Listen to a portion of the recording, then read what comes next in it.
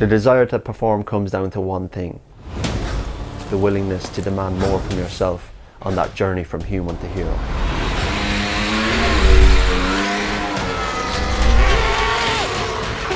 Wow, really incredible teamwork and the points, more to come. Our focus immediately post-race is on the nutrition and hydration side. So in that period, we want to make sure that he's hydrating consistently over the next 24 or 48 hours, that he's replenishing his glycogen stores, that he's getting some good fuel on board so that he can help his body adapt and recover to the physical load and stresses that he's put his body through in that race week. My body after a race, I would say more than anything, it just feels exhausted, drained, clearly dehydrated, but there's just a general feeling of tiredness. It's not so much a specific muscle, but there's a big mental overload. Yeah, it gets tiring.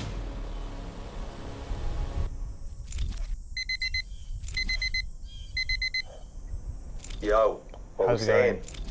Not much. Tired, a little bit. Yeah. How was the body post-race? Fine. It was weird. It was quite. I thought it would be harder than it was. So the normal schedule with Patrick is Monday we check in after a race weekend, see how the body is. Yeah, of course. RP out of 10 for the race? 0 to 10? 3. Oi. Patrick is a massive part of it. I would say he's almost all of it. If you think about performance, there's obviously so much around the racing side with my engineers, with the team, my program, my training, my human performance in terms of that side. He's constantly tracking me and seeing where we are, where I need to be, managing my energy levels as well. Day one for us post-race is the day after. So we ring fence that day as a recovery day. And what that means for Alex is it's an opportunity to get out of the race space. Getting his energy back means being in his own environment, surrounded by the people he trusts the most and he wants in that space. My way of recovery and just general well-being, the Mondays I always take off. I don't really do anything, don't spend time on my phone. Spending Monday more just it's me time, so catching up on Netflix, cooking food and just taking it slow. So day two, we start to think about preparing for the next race weekend.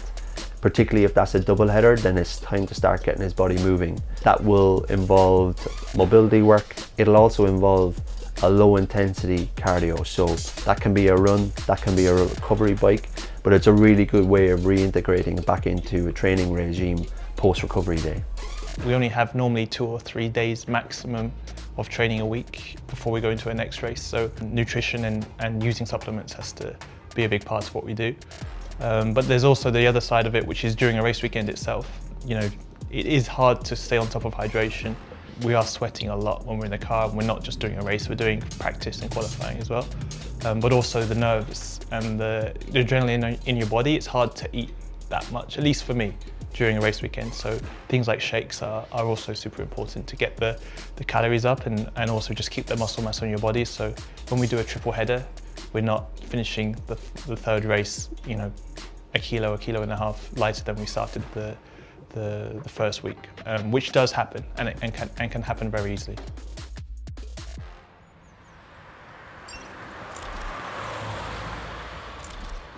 Yeah, we're kind of getting back into it now. Recovery's kind of done with for the most part. Still feel a little bit not 100%. I think you always feel that way when it comes down to double headers or triple headers. They take a bit more out of you. But yeah, by Wednesday now we're kind of there. That day three is back to a normal training day, and that will be dependent on what we're trying to achieve in that specific period of programming.